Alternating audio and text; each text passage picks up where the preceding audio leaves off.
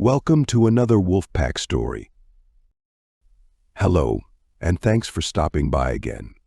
Today, we will join Admiral Tate of the USSS Black Hawk and Admiral White of the USSS Eagle. We will visit Admiral Tate, who will be in charge of the main fleet. Oh, before we do, please like and subscribe to the channel so that the new channel will continue to grow together with your support. So without further ado, let us join the crew of the USSS Black Hawk. Human Deep Space Encounter. Chapter 1: Departure and Encounter. Humanity's most powerful super battle carriers, Black Hawk and Eagle, are two behemoth-sized ships embarking on a dangerous space expedition. Their immense size is visible to everyone as they break out of Earth's orbit. Humanity pushes beyond its known boundaries, creating new paths through the vast cosmos. Leading the massive Wolfpack Fleet on an unprecedented deep space journey aboard the USSS Black Hawk is the renowned Commander Fleet Admiral Jack Tate. Alongside the USSS Eagle, they will encounter perilous alien forces, uncharted territory, and potential allies. Located 2,000 light-years from Earth, the habitable planet Biblican presents the fleet with unforeseen challenges and surprising companions as they establish new human settlements. Join us in human deep space encounter where the future of our species relies on courage, collaboration, and the spirit of exploration. Experience humanity's struggle and triumph as they navigate this thrilling journey. The takeoff. Glistening representations of humankind's technological supremacy, the USSS Black Hawk and USSS Eagle loomed magnificently over the surface of the planet. The enormous Wolfpack Fleet and their super battle carriers stood for the height of human engineering and aspiration. Standing on the Black Hawk's bridge, Fleet Admiral Jack Tate stared down at the blue-green sphere below. This was not just an exploratory trip, it was a mission of survival and growth, an opportunity to ensure the continued existence of humanity amid the stars. Tate's second-in-command, Commander Elena Rodriguez, reported, "All systems go." Admiral holographic panels flickered with data, crew members coordinated last-minute preparations, and the bridge buzzed with activity. Outstanding. Tate's steady voice answered, "Begin the launch sequence." The engines started, and a low hum spread throughout the ship. Beyond, a strong armada of 100 research ships and 100,000 various ships, including massive carriers, battleships, cruisers, frigates, destroyers, 10,000 passenger ships, and 15,000 huge transport ships with every amenities to begin new Earth-sized cities and colonies, ate up the fleet, prepared to take on new challenges. Boiled with anticipation, billions of people on Earth watched the takeoff as it was shown live. Tate ordered, "Start warp drive." The fleet was engulfed in a dazzling burst of light and shot through space-time to their first target in a second. The voyage had commenced. The distress signal. The Wolfpack Fleet's sophisticated warp drives made the journey through deep space smooth and easy, readily slicing through enormous distances. Weeks passed, and the crew became accustomed to a daily schedule of upkeep, investigation, and waiting. An alert went out one day when the fleet was traveling into an unexplored space area. The communications officer informed Lieutenant Commander Aiden Novak, "Admiral, we're receiving a distress signal. It's coming from a star system approximately 50 light-years from our current location." Tate knitted his brow. On screen. The primary screen briefly came to light, displaying a jumbled broadcast. A desperate voice came over the static. "This is the Ardent Flame colony ship. We need help. Please, anyone. We are under attack." Tate commanded, "Plot a course to the source of the signal. All ships, prepare for possible combat." Tension increased as the fleet changed course. The unknown lay ahead, full of both discovery and danger. The meeting. The Wolfpack Fleet descended from warp in close proximity to the binary system, which consisted of a tiny red dwarf and a dazzling white star. The planet orbiting the white star, its surface marred by war, was the source of the distress signal.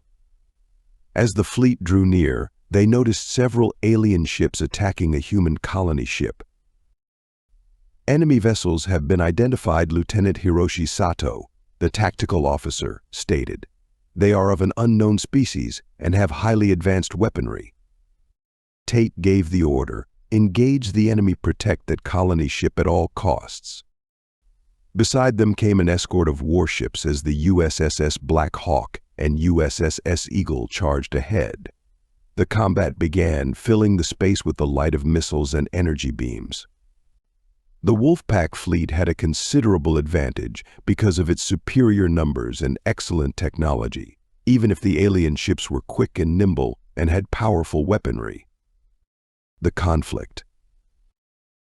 The main cannons of the Black Hawk fired simultaneously, slicing through an enemy cruiser's shields. The extraterrestrial spacecraft was rocked by explosions that scattered debris into space.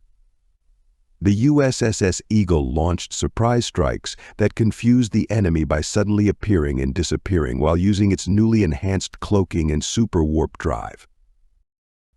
The aliens fought fiercely and unrelentingly, even though they had the upper hand at first. Numerous human-powered ships suffered little damage, with their hulls bouncing enemy fire and systems held. Admiral Tate's voice served as a steadying force amidst the turmoil as he expertly directed the defense.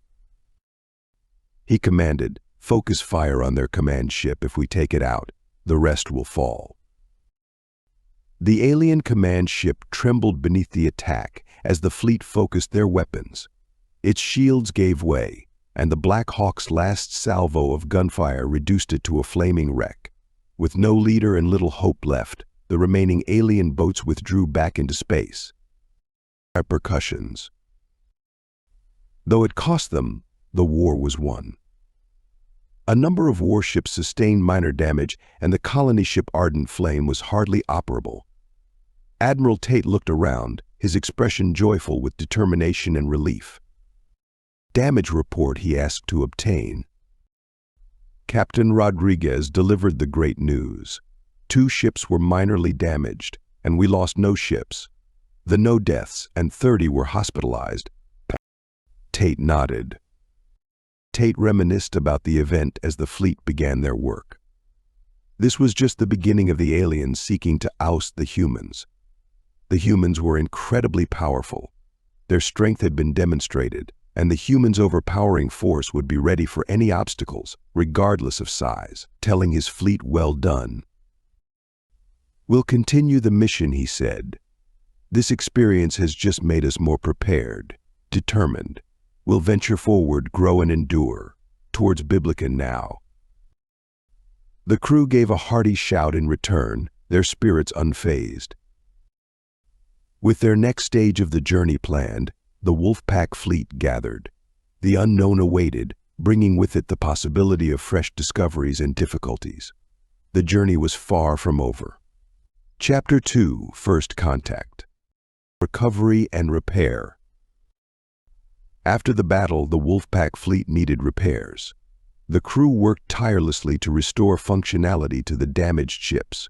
Engineers in exosuits welded hull breaches, while technicians recalibrated weapons systems and life support. On the bridge of the Black Hawk, Fleet Admiral Jack Tate monitored the progress. Commander Rodriguez, status report. Rodriguez scanned the displays. "Repairs are underway, Admiral. Most critical systems will be operational within 48 hours. Casualties are being treated in the med bays, and we're integrating the survivors from the Ardent Flame." Tate nodded. "Good. Inform the fleet to maintain high alert. We don't want another surprise." As the repairs continued, the fleet maintained a defensive formation, ready to face any new threats. The crew's efficiency and resilience shone through, exemplifying the spirit that would carry humanity through this expedition. The arrival of the Biaranuk and Dralnar. 3 days later, the fleet received another transmission, but this one was different. It was not a distress signal but a message of curiosity and peace. Admiral, we're receiving a communication from an unknown source, reported Lieutenant Novak. On screen, Tate ordered. The main display revealed two distinct alien species. One, the Baranok, were tall, slender beings with translucent skin that shimmered with bioluminescent patterns. The other, the Dralnar, were shorter, robust, and had a leathery, dark green hide. The Baranok representative, Elder Serapis, spoke first. Greetings, travelers. We are the Baranok, inhabitants of the planet Lyria. We have observed your recent conflict and are impressed by your resilience and technology. The Dralnar leader, Chancellor Gorak, followed. We are the Dralnar from the planet Ragnarok. We seek peaceful relations and potential alliances with other species. We have heard of your mission and wish to assist you. Admiral Tate exchanged glances with Commander Rodriguez. We welcome your communication and your offer of assistance, Tate said. We are on a mission to establish human settlements on the planet Biblican. Perhaps we can help each other. We come in peace, said Tate. Forming alliances. A meeting was arranged on the Black Hawk, with representatives from the Baranok and Dralnar joining the human leaders. The conference room was a blend of human and alien design, with holographic displays providing real-time translations. Elder Serapis began the discussion. We have long sought allies in this part of the galaxy.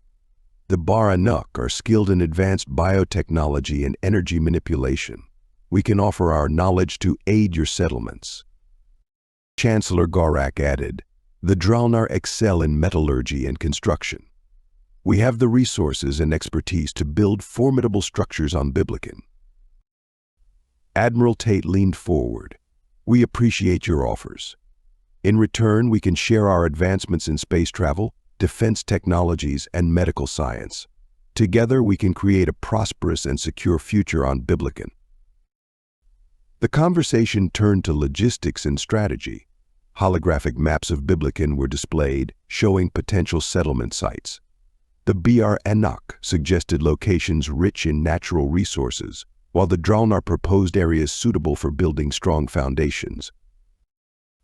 As the discussions progressed, mutual respect and understanding grew between the species. They agreed on a plan to establish two main cities on Biblican, each incorporating the strengths of all three civilizations. In cultural exchange. With the alliance formed, the next step was cultural exchange. The Baranok and Dralnar representatives visited human ships, learning about their technologies and ways of life. Similarly, human diplomats and scientists visited Lyria and Ragnarok, gaining insights into alien cultures. On Lyria, humans marveled at the bioluminescent flora and fauna, learning about the Baranok's symbiotic relationship with their environment. Elder Serapis guided them through their biolabs, where they witnessed groundbreaking biotechnology that could revolutionize human medicine and agriculture. On Ragnarok, the humans were impressed by the Dralnar's architectural feats. Massive, intricately designed structures dotted the landscape, built to withstand the harsh environmental conditions of their homeworld. Chancellor Gorak showcased their advanced metallurgy techniques, which promised to enhance human construction projects. These exchanges fostered deeper bonds and mutual appreciation. Crew members shared meals, stories, and traditions, celebrating the diverse cultures now united in a common goal. Preparing for Biblican. Back on the Black Hawk, Admiral Tate and his team synthesized the knowledge gained from their new allies. The plans for Biblican settlements were finalized, blending the Baranok's biotechnology, the Dralnar's construction prowess, and humanity's technological advancements. All fleets, prepare for departure to Biblican, Tate announced. Our journey continues, now with our new allies at our side. The combined fleet, now including Baranok and Dralnar ships, set course for Biblican. The journey was smoother, with the aliens providing safe passage through previously unknown regions of space. As they neared Biblican, the anticipation grew.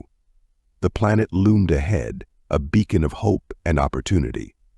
the fleet descended into orbit, ready to begin the monumental task of building new homes and forging a new future. Arrival at Biblican. The Wolfpack Fleet, along with their new allies, entered the orbit of Biblican. The planet's surface was a mix of verdant forests, vast oceans, and mountainous regions. It was a prime location for human settlements, with resources abundant and the environment hospitable. Landing parties were organized, and the first teams descended to the planet's surface.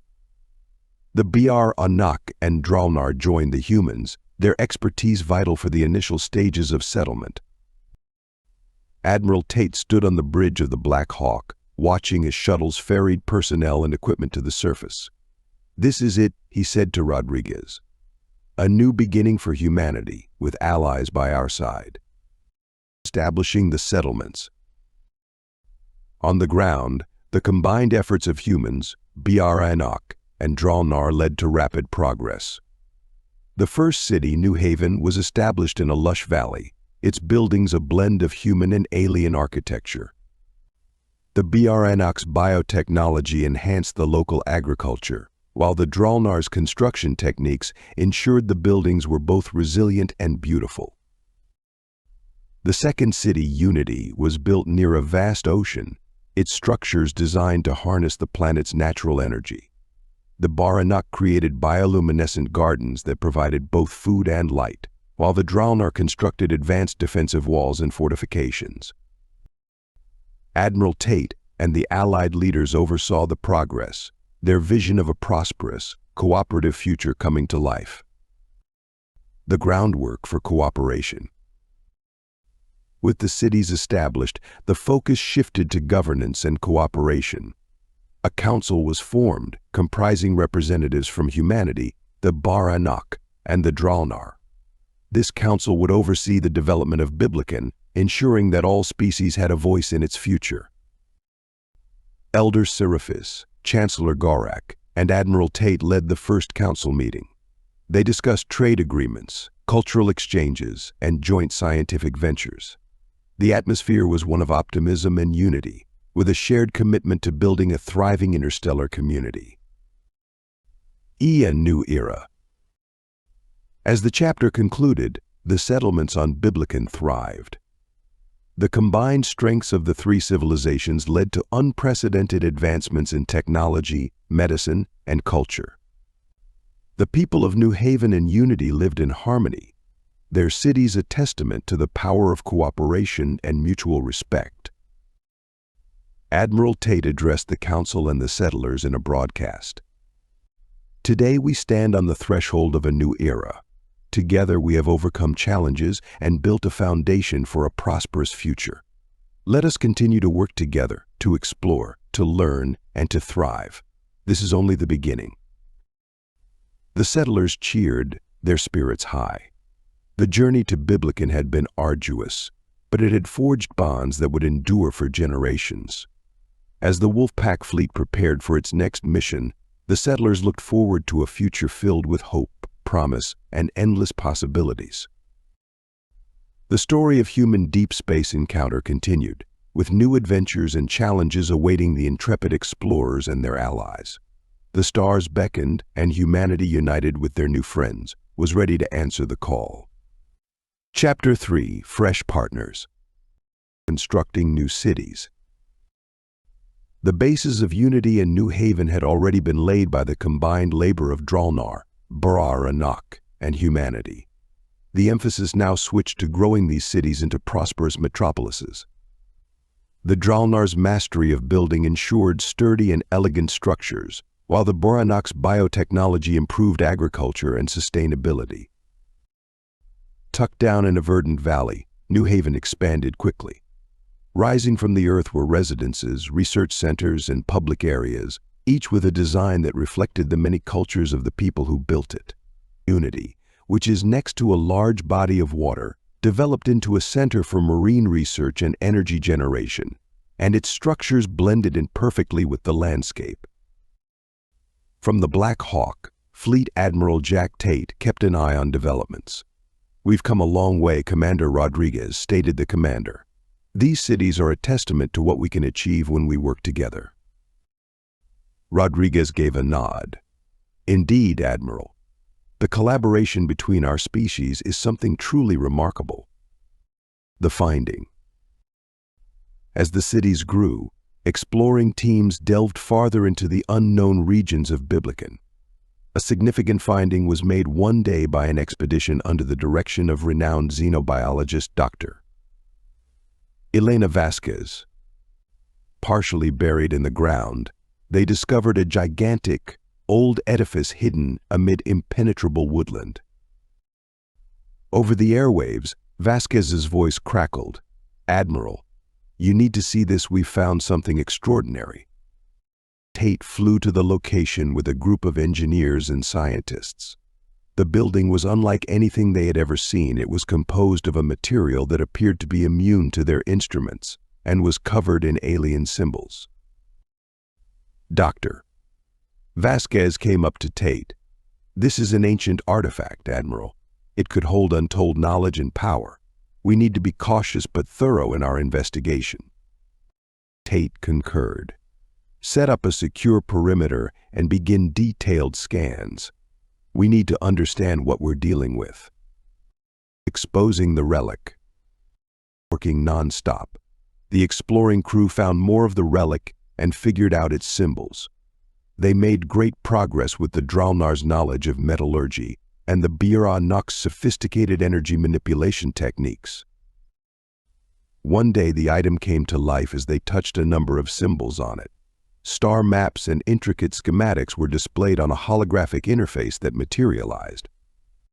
The data was extensive and included ancient documents, cutting-edge technologies, and even coordinates to other planets that might be inhabited. "This is amazing," cried Vasquez. "This artifact is a treasure trove of knowledge." Tate stood next to her, staring in amazement at the holograms.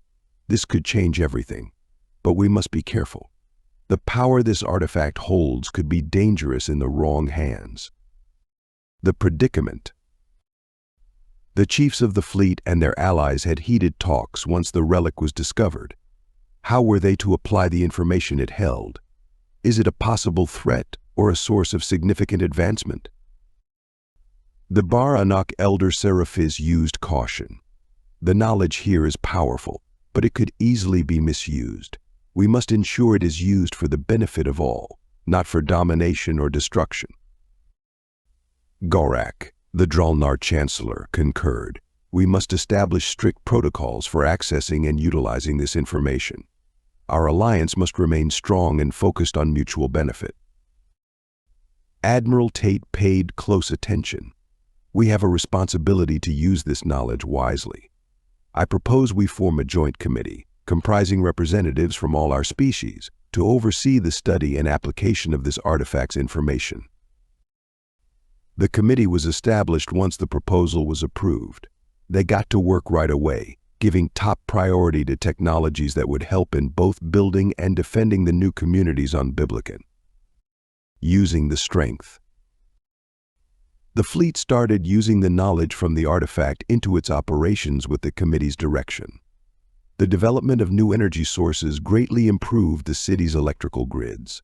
Improved materials reinforced infrastructure and structures, while advanced medical treatments improved healthcare. The agricultural output of the Biranok increased dramatically with their use of biotechnology, while the Dralnar developed even more robust and efficient building methods. The development of space travel technology and protective measures by humans made it possible for the cities to be both wealthy and well-defended. The standard of living for the settlers significantly increased as these developments spread. There was a feeling of optimism and hope, a conviction that they were creating something very remarkable. The danger inside. Even with the advancements, some people wanted to use the artifact's power for their own purposes. Motivated by ambition and greed, a small group inside the fleet planned to take possession of the artifact and its knowledge. Lieutenant Hiroshi Sato led the fleet's intelligence officers in discovering the plot. "Admiral, there is an issue," stated Sato. A group within our ranks is planning to take control of the artifact. They intend to use its power for personal gain. Tate's face became stern. We cannot allow that. Mobilize security forces and apprehend the conspirators. The safety and unity of our mission are paramount. Security personnel moved quickly to seize the conspirators and place the artifact under closer observation. The event was a sobering reminder of the possible threats they could have from the inside as well as the outside. An upcoming task. A fresh problem surfaced as the fleet commanders dealt with the plot. Long-range sensors picked up the sound of an unidentified fleet near Biblican. None of them knew the ship's design or what purpose they were serving. To be ready for possible interaction, Tate gave the instruction. All ships to defensive positions. We must be ready for anything. The spacecraft came, keeping a wary distance. An alien leader identified himself as High Commander Tharax of the Zorathian Empire in a transmission that was received. Humans, Biaranok, Dralnar said Tharax. We have observed your activities and your discovery of the ancient artifact. We come not as enemies, but as interested parties. The Zorathian Empire seeks knowledge and cooperation. Tate took time to digest the message. We welcome dialogue, High Commander Tharax. Let us meet and discuss our mutual interests. Diplomatic discussions. On the Black Hawk, a summit was set up with representatives of the humans, Biaranok, Dralnar, and Zorathians. There was a strained but hopeful atmosphere as everyone tried to create a foundation for cooperation. Tharax, the High Commander, spoke first. The Zorathian Empire values knowledge and advancement. We recognize the potential of the artifact you have uncovered. We propose a mutual exchange of knowledge and resources, ensuring all our civilizations benefit. Seraphis the Elder nodded. We appreciate your approach, High Commander. Our goal is to use the artifact's knowledge for the greater good. We welcome your cooperation, provided it is based on mutual respect and benefit. Gorak continued. Our combined strengths can lead to unprecedented advancements, but trust is essential. We must ensure that this knowledge is not used for domination or warfare. Admiral Tate said, we agree. Let us form an alliance based on shared goals and transparency. Together we can achieve greatness. The foundation for a new phase of interstellar collaboration was created at the summit, which concluded on a high note. The Zorathians improved the capabilities of the Biblican communities by bringing their own cutting-edge technologies and expertise. Success and dread. The cities of Unity and New Haven prospered once the new alliance was established. The knowledge contained in the artifact, governed by the Joint Committee's ideas, continues to be a source of prosperity and growth. But there was a feeling of impending doom. The artifact has enormous power, and abuse was always a possibility. The fleet commanders continued to be on guard, knowing that their biggest obstacles might still be ahead. In a transmission, Admiral Tate spoke to the settlers and their allies. We have achieved much, and our future is bright. But we must remain united and vigilant. The path ahead will not be easy, but together we can overcome any challenge. In response, the settlers showed resoluteness and preparedness for whatever was ahead. The human deep space encounter narrative went on, with fresh obstacles and allies influencing their path. With their alliances strengthening them, humanity stood ready to face the unknown as the stars awaited. With a feeling of accomplishment and cautious optimism, the chapter came to an end. Although the settlers and their friends had laid the groundwork for a successful future, they were aware that maintaining their progress would need unity and vigilance. With the prospect of fresh discoveries and the constant threat of peril, the adventure went on. Chapter 4. The Settlement on Biblican. Flourishing settlements. Biblican was changing. The two human cities, New Haven and Unity, were thriving with development. Structures rose skyward, fusing Dralnar, human Biaranok, and now Zorathian architectural forms. Interstellar commerce channels grew, facilitating the peaceful flow of goods, information, and cultures. Markets teemed with dealers and merchants from across the world in New Haven. Exotic items and cutting-edge technologies were freely traded, combining innovation and tradition to create a melting pot. Unity developed into a hub for sustainable practices and scientific advancement with its emphasis on energy generation and marine research. Admiral Jack Tate proudly observed this development from the Black Hawk. The realization of a prosperous intergalactic community was becoming near. The apprehension of a novel danger. A brand new danger started to appear as the cities grew. At the boundary of the Biblican system, anomalous energy signatures were picked up by long-range sensors. The leaders of the fleet became concerned when they noticed that these signs were unlike any known technology. Admiral Tate received a report on the findings from Lieutenant Hiroshi Sato. "We have uncovered unknown energy signatures, Admiral. They are drawing near the outer fortifications of Biblican." Tate became serious looking. "Warn every ship. We must look into and get ready for any possible threat." To look into it, a reconnaissance team of ships from allies was sent out.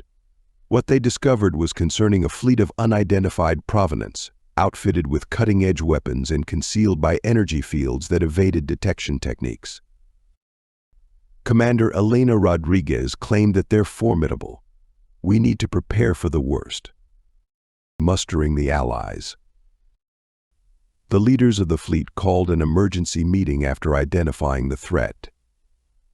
Admiral Tate, High Commander Tharax, Chancellor Gorek, and Elder Seraphis convened to determine their course of action. Saying, "This new enemy is unlike any we have faced," Seraphis stood.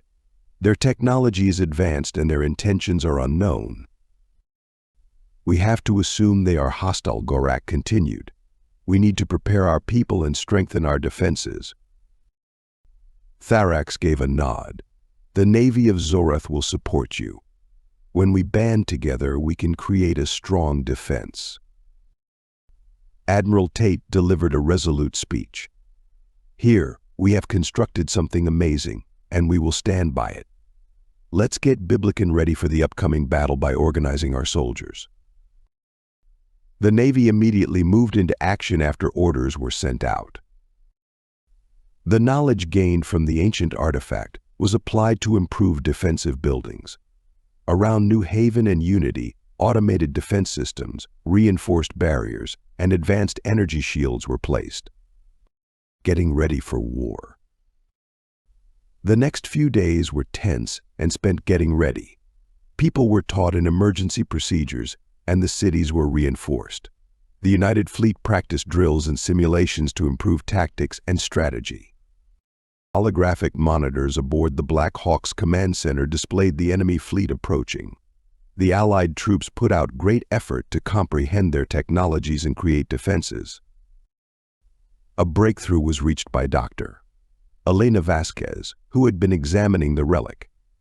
"Admiral, this item has advanced energy weapon schematics in it. It might hold the answer to disabling their shields and cloaking fields." Tate's eyes got bigger. "Can we deploy it in time?" Vasquez answered, "We're working around the clock. With the combined efforts of our allies, we can do it." Together, the scientists and engineers of the fleet integrated the new technology onto their vessels. Once a source of power and knowledge, the ancient artifact now played a critical role in their defense plan. The initial skirmish. The enemy fleet made it to Biblican's outer fortifications. The first skirmish broke out, a battle of wills and might. Despite their preparation, the combined soldiers encountered a strong foe. Leading the charge were the Black Hawk, its upgraded weaponry slicing through the enemy's obscuring barriers. The sky was filled with explosions and projectiles and energy beams colliding in a brilliant show of power. The combined might and coherence of the Allied fleet proved effective in the face of the enemy's cutting-edge technology. Repelling the initial wave of invaders wasn't without a cost, though. Casualties increased as multiple ships sustained damage. Admiral Tate spoke to the ships. "Though we've managed to hold them off, this is just the start. Remain alert and prepared. At all costs, we will protect Biblican and our allies." Uniting the cities. After the immediate threat was neutralized, the city's defense was to be coordinated. Civilians received training for support positions like medical care and engineering maintenance.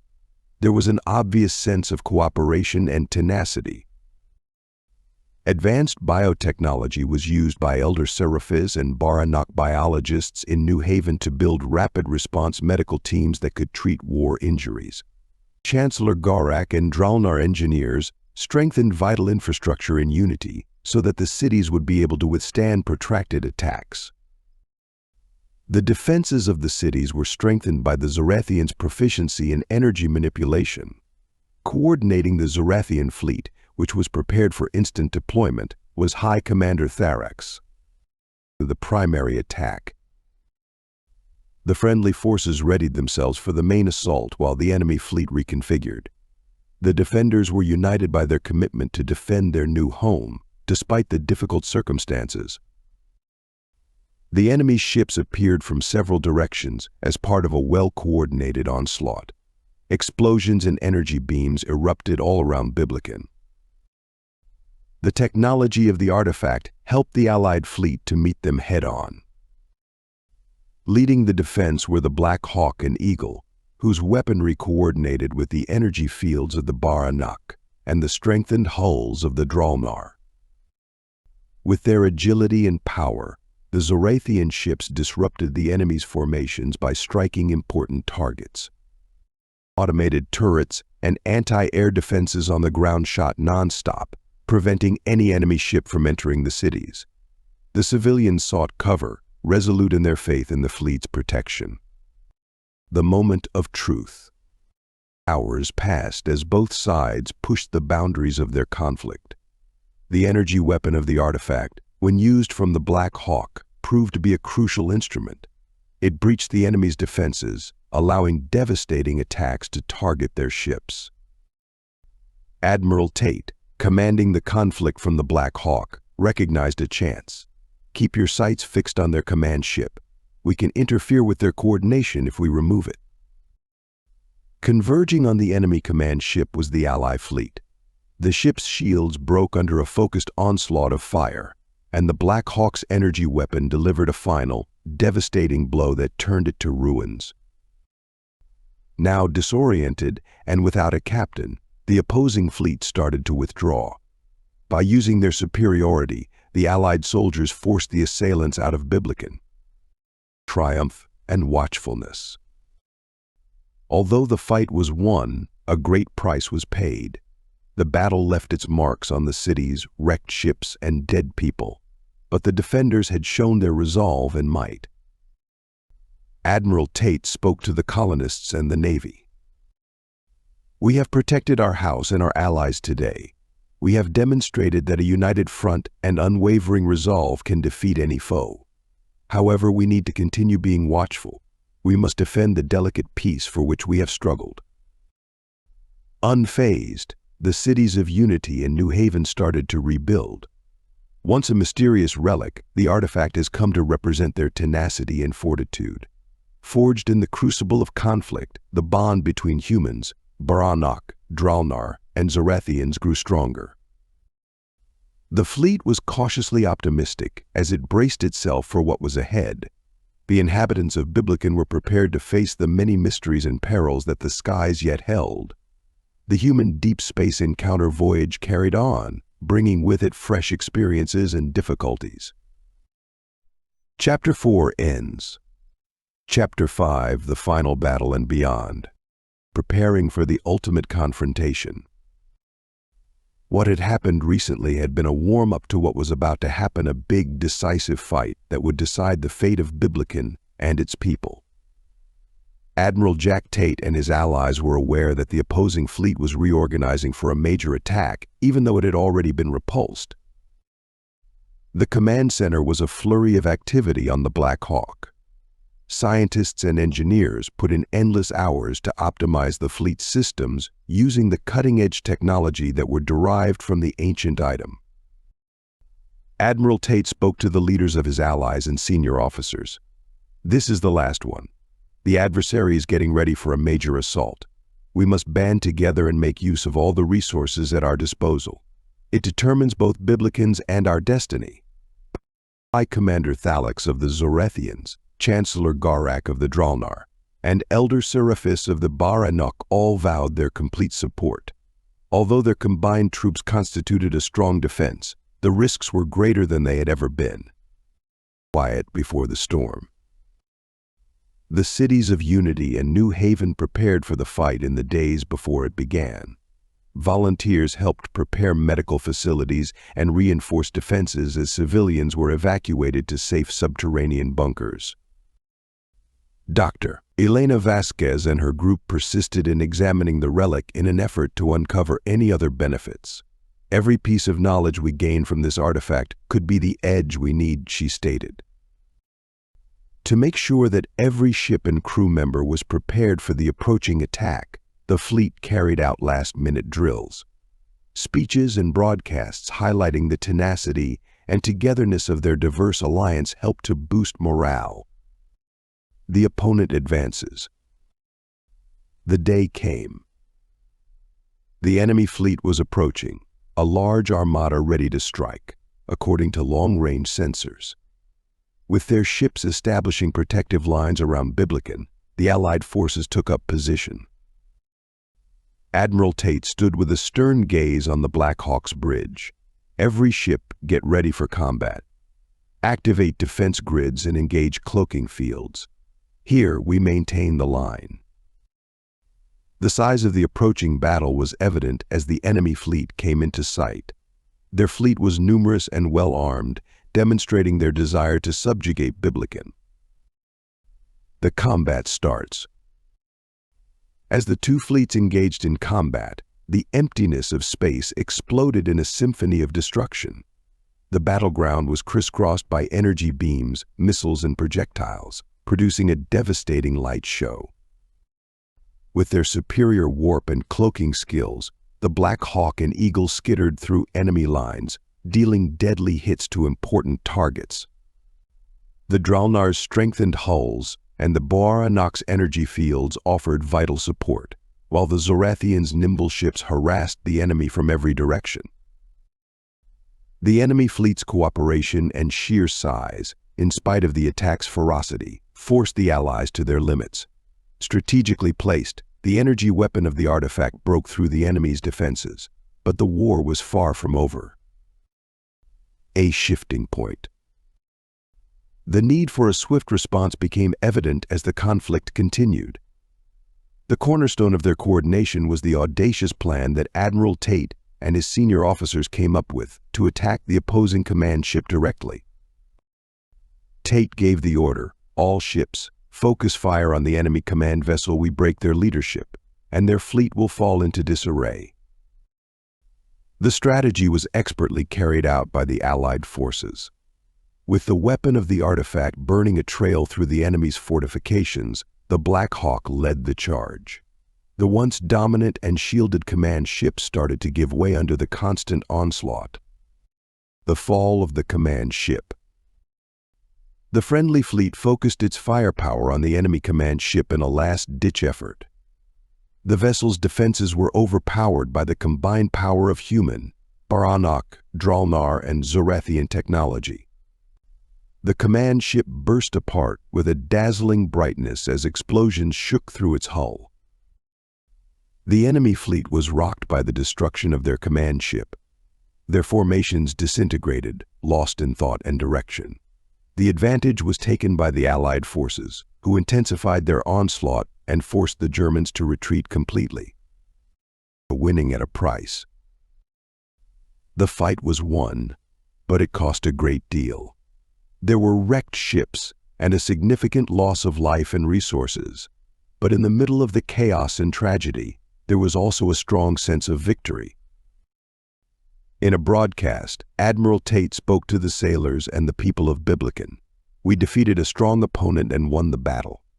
Our future has been safeguarded by our cohesion and resolve. We have demonstrated today that together we are unstoppable." Shouts of joy broke out over the ships and cities. Now that they had experienced more than one fight, the settlers were stronger than ever and started about reconstructing and remembering the dead. Preserving the future. After the immediate threat was eliminated, focus shifted to safeguarding Biblican's future. The combined committee labored to make sure that the technology and knowledge from the artifact were used appropriately, which was now more important than ever. Diplomatic contacts with other civilizations flourished, and trade channels were restored. As they grew, the cities of Unity and New Haven became into global hubs for collaboration and hope. Using the artifact, Dr. Vasquez and her team achieved other breakthroughs that helped all related species by opening doors to new medical discoveries and sustainable energy sources. Novel prospects. After being instrumental in the defense of Biblican, the USSS Black Hawk readied itself for its next assignment. Motivated by a spirit of exploration and a desire for peace, Fleet Admiral Tate and his crew were prepared to embark on new adventures. Biblican will be the home station of USSS Eagle. Fleet Admiral Gerald White of the USSS Eagle will now assume the fleet command in the Biblican region of planets.